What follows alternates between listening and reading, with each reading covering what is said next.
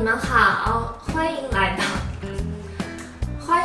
我的频道，很高兴认识你们。我叫 Stella， 你们也可以叫我六六。在这里，我会和你们一起用最地道的方式学习中文。今天不只有我，还有一个朋友，我们2个人会一起聊天。也欢迎你今天和我们一起聊天。欢迎大家来到我的频道。今天我有一个新朋友想要介绍给你们认识，我是在小红书上找到他的。我们从来没有见过面，但是他住在一个我非常喜欢的城市，可能你们也没有听说过。那现在让我们欢迎 Max。Hello。你好 ，Max。可以介绍一下你自己吗？可以，没问题。我叫马克思，所以我的国际名字就是 Max， 但是我的中文名字是马克思。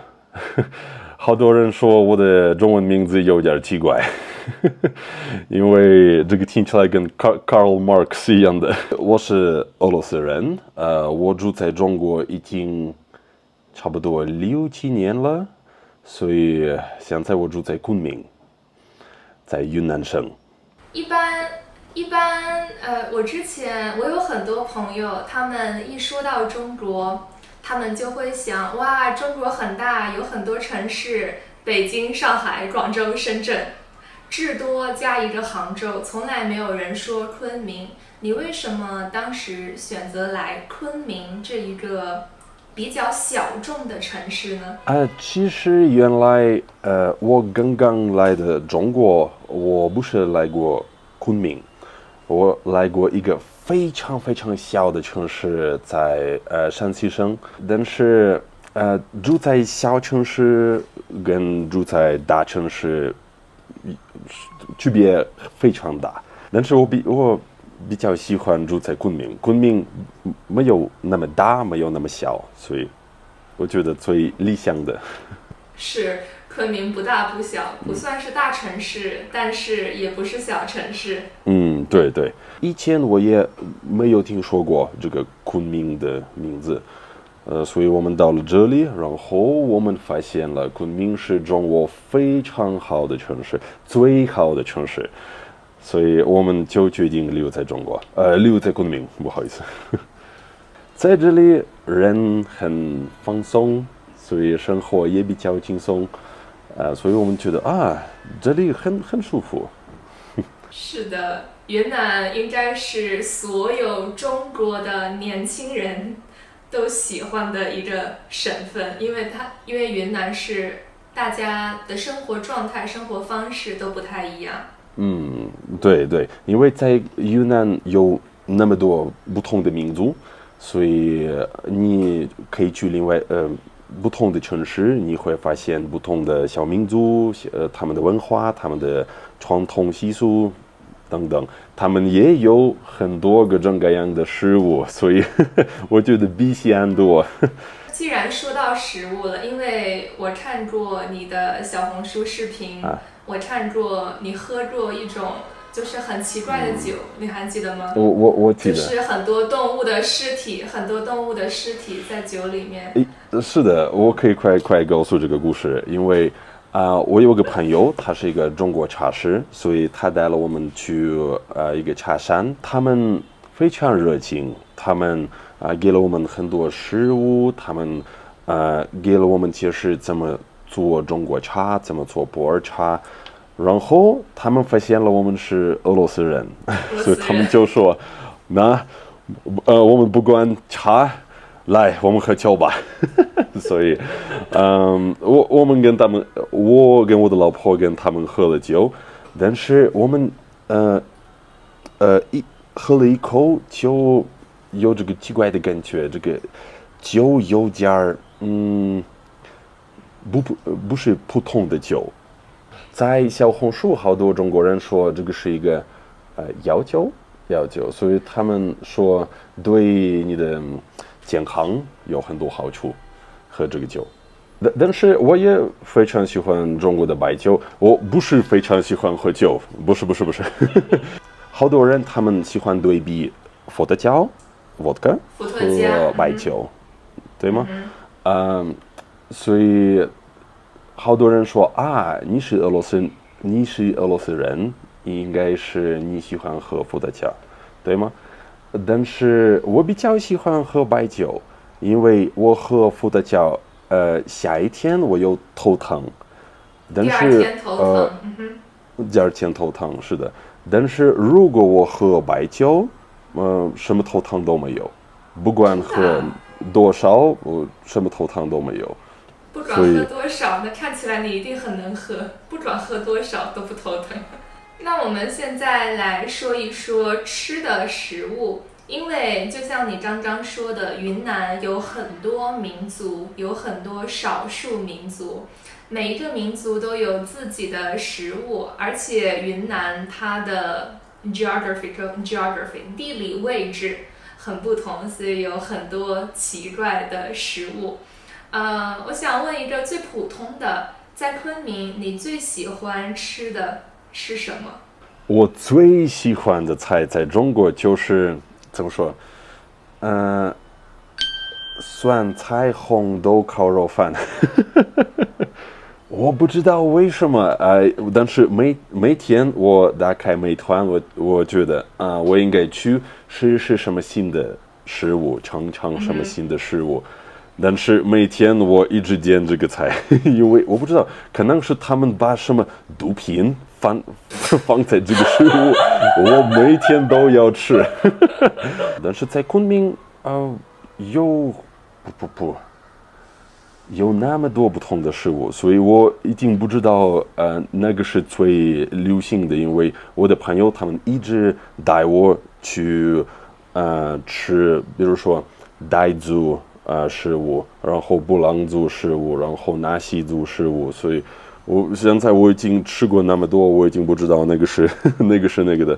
刚刚你说的这一个酸菜红豆炒肉饭，它是一个非常正常的食物，炒肉饭。那你在云南有没有吃过一些不太正常的、奇奇怪怪的食物？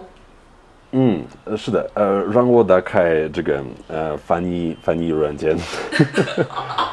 好多人说在昆明你可以找到很多虫子，你可以吃。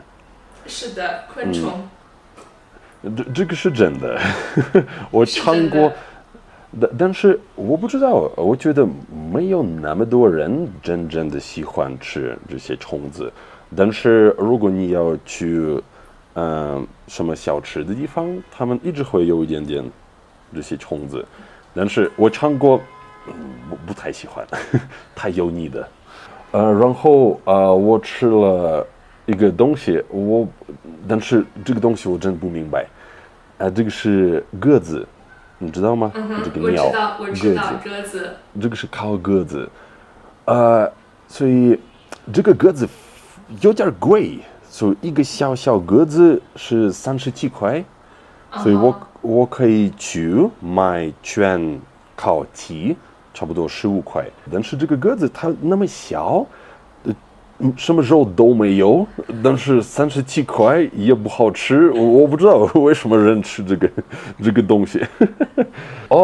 还有一个东西，我自己没吃过，但是有一次我在 YouTube 上拍了一个视频，在这个视频我说好多人一直说中国人喜欢吃这个狗肉，对吗？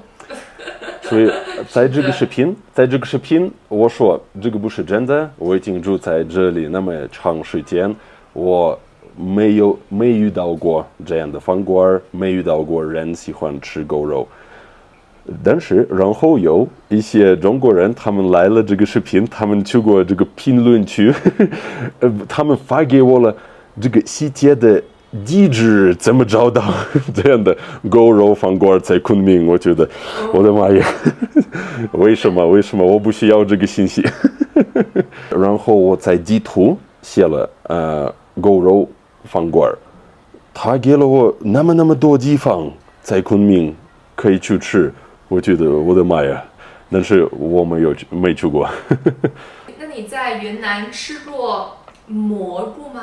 蘑菇啊，我吃过，我知道在这里有很多地方你可以去吃蘑菇，好多这些怎么说司机在出租车这个司机他们说他们一直邀请我跟他们去取蘑菇，我不知道为什么。摘蘑菇啊，摘蘑菇，对，所以他们一直说啊，你的中文那么好，你来跟我们一起摘蘑菇。我觉得为什么？OK， 那我可能是下一次吧。你觉得他们太热情了是吗？太热情了。太热情了，但是这个非常可爱，我觉得。说到热情，很多外国人在中国，不论是哪个城市都可能有。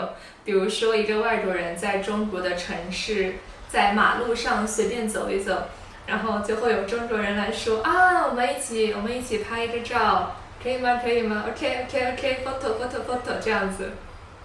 其实这样的情况每天发生了在那个小小的城市，每天差不多100-200次，我可以听到这个 hello。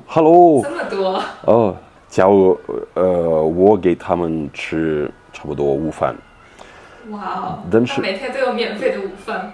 对，但是我是一个内向人，所以我不太喜欢跟别人出去玩那么多。一个星期，我觉得这个很好玩；2个星期我觉得好玩，但是1年以后，我觉得不要叫我外国人，不要对我来说 hello。我开始戴这些很大的眼镜，然后口罩，所以不让他们知道我是外国人。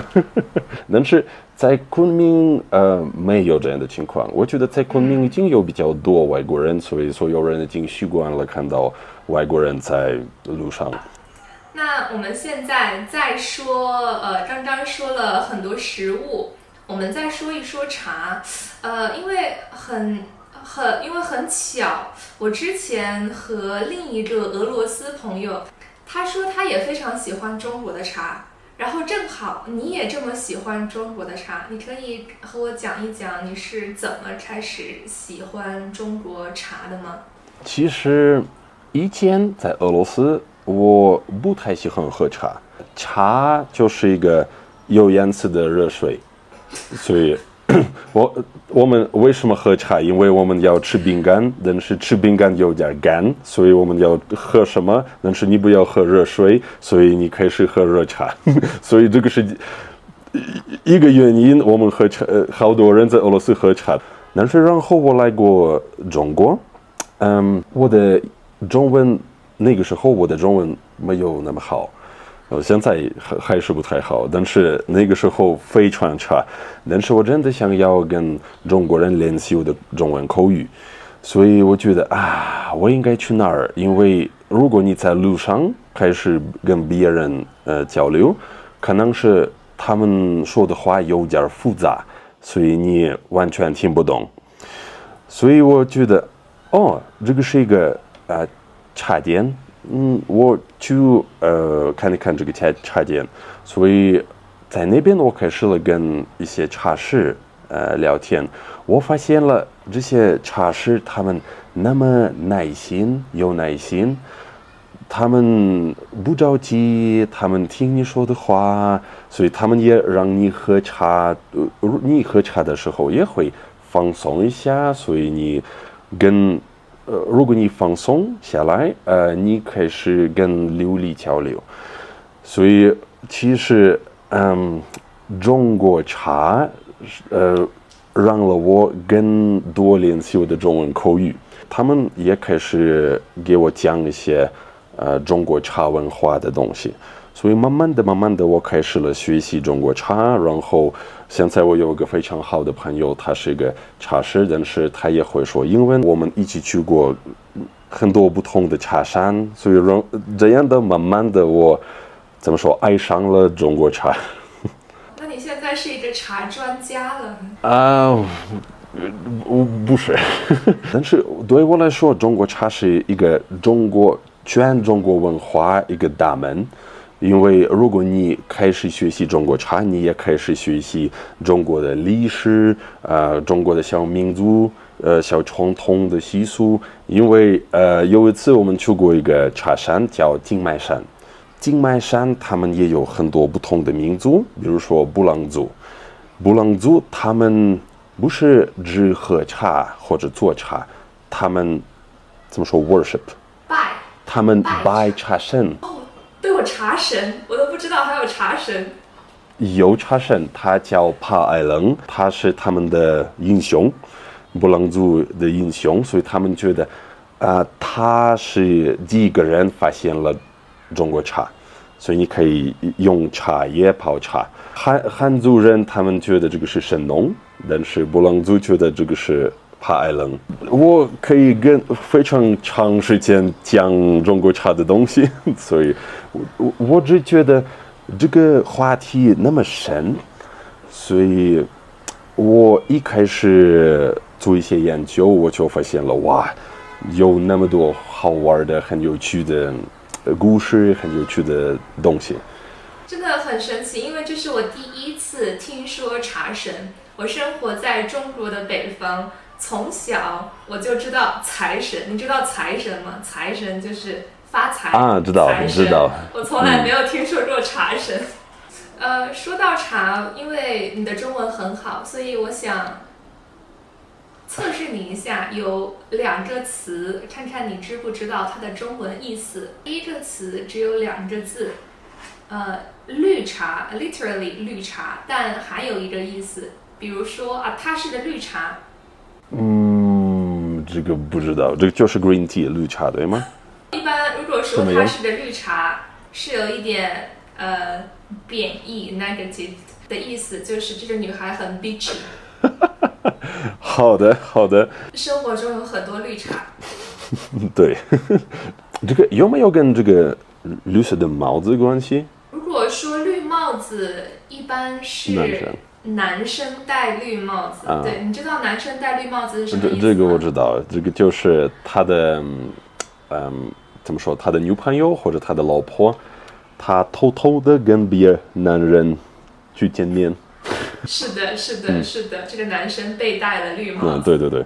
那和第2个词其实也和第1个词的意思差不多。第2个词就是茶里茶气。我的中文没有那么好。比如现在我说话很正常，比如我有男朋友，我和他说我们今天晚上一起去吃饭吧。你不是说你要请我吃很贵的餐厅，是吧？这是我现在说话，但有些人同样的话，他们说，那我们今天一起去吃饭吧。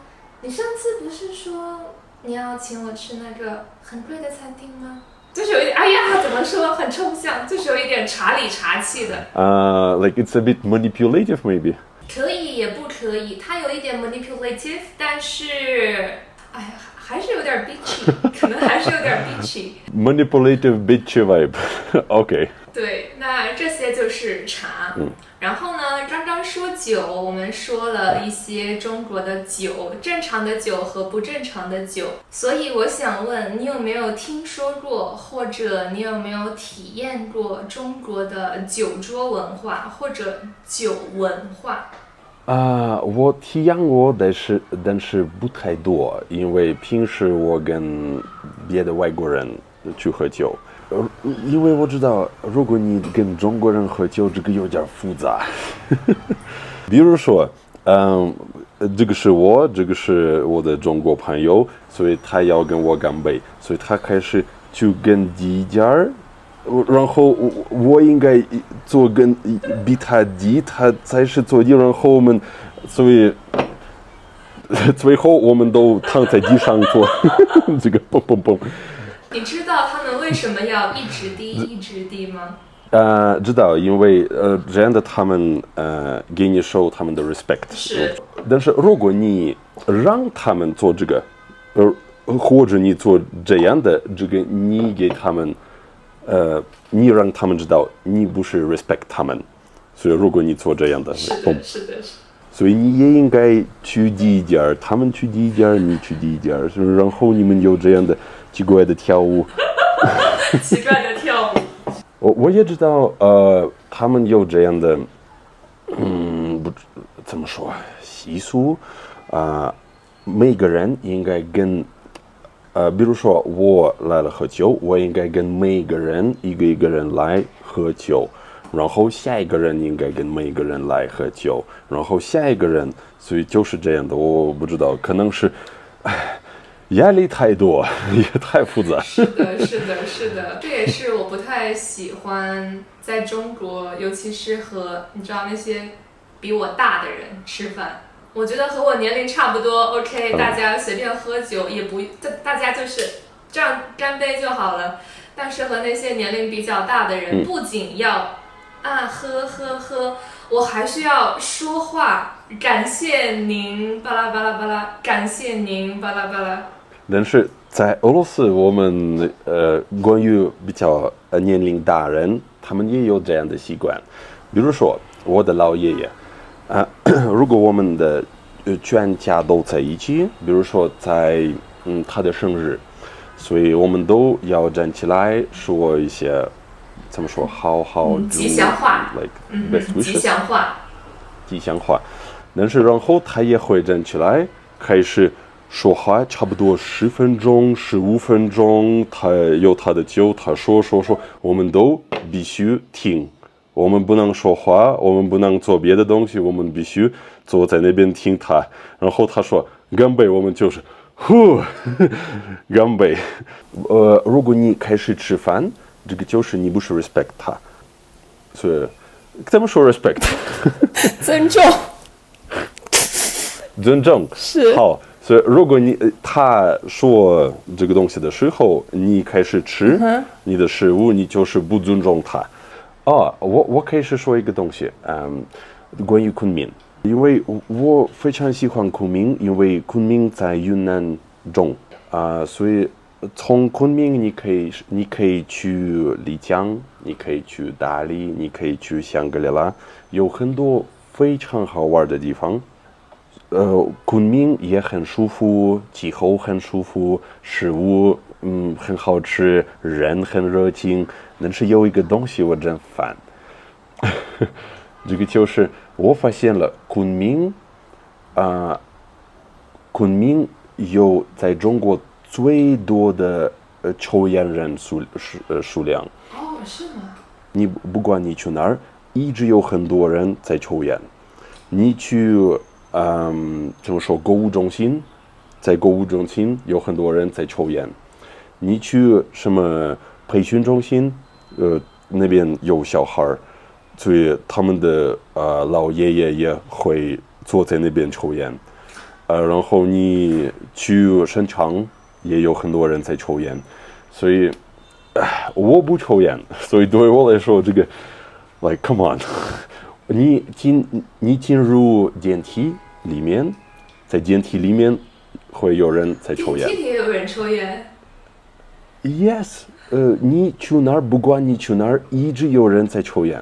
这个是一个东西，我不喜欢，但是其他的都很好。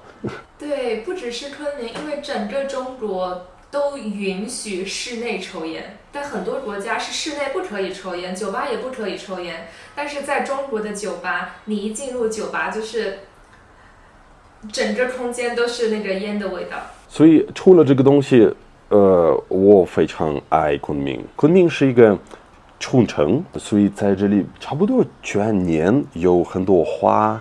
在中国，我觉得几乎所有的城市，即使这个城市很小，也是在中国，即使是晚上，很多饭店都开门。所以在中国，我们有一种文化叫夜市文化 ，night market， 夜市文化。你有没有体验过昆明的夜市文化？感觉怎么样？我体验过，因为在我家旁边也有这样的夜市地方。在昆明中有南平街，在那边有非常多这个小吃的地方，所以我真的喜欢这样的夜市文化，因为比如说在俄罗斯，如果在欧洲，晚上的时候你有点饿，所以但是你在家里没有什么食物，所以你觉得可能是我可以去点外卖。在很多国家没有那么多外卖选择，所以如果你决定好，我出去买什么东西吧，在欧洲我听说过，在俄罗斯我觉得也是有很少地方他们在夜里是开门，但是在中国，在夜里你出去，你觉得比白天有多地方，所以有更多不同的食物。因为有很多这个怎么说，小吃店对吗？小吃店或者小吃 stall 小吃摊。小吃摊。所以在这些小吃摊，有时候你会发现真的很特别的菜。有一次在夜里我有点饿，所以我要去看有什么好吃的东西。我发现了有一个小吃摊，他们做烤的茶叶鸡蛋。茶鸡蛋，炒茶鸡蛋。所以我从来没发现有别的地方做这样的烤茶叶鸡蛋，但是他们做，我觉得OK 好，我试一下。所以我觉得在夜里你有很多这样的很特别的机会，发现新的事物。所以我真喜欢中国的怎么说夜市文化，对。夜市文化，我觉得很好玩。因为有夜市文化，所以一般每个人来到中国都很容易变胖，是吗？这个是一个很大的问题。我觉得，因为这样的情况，我们来中国的时候，我们比较瘦，所以。然后我们发现了有那么多各种各样的面条，有米线，有包子，有火锅，所以我们什么都要尝一尝。然后我们开始吃。1年以后，我们加了差不多15公斤。15公斤 ，kg。公斤 ，yes，kg， 对，所以我们变胖了比较多。因为这个情况，我们决定我们应该减肥，我们应该开始去健身房，锻炼身体。我觉得因为这个情况，我们变成了更健康、更好看，因为我们减肥了。我觉得我减了差不多10公斤，我的老婆也差不多。然后，但是你看，在中国还是有那么多好吃的东西。然后我们再变了胖。才加了10公斤，然后我们再减肥了10公斤，所以这个一直每年这样的情况，我们变胖，然后变瘦，变胖变瘦，受不了。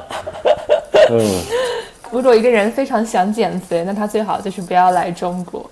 刚刚我们一直在说很多吃的喝的，那现在我们聊一个也是比较小众的话题。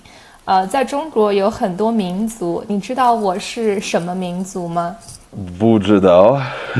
那你知道中国一共有多少个民族吗？我知道有56个民族，对吗？